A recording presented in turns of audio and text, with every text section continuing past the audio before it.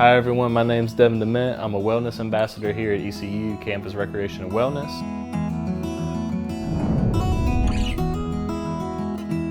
And today for this episode of Munchin Monday, we'll be making cucumber and hummus toast.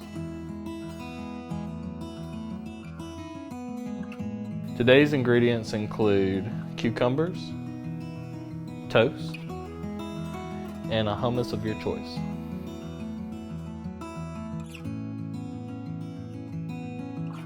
So first off, we're going to start with slicing up our cucumbers.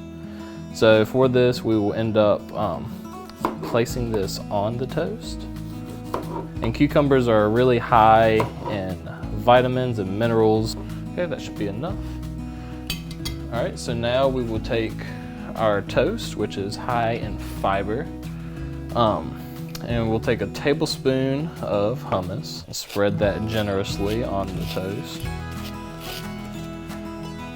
Okay, spread that on both pieces.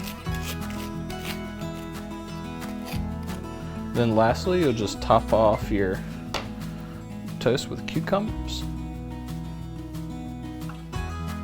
And then now you have a nice healthy snack.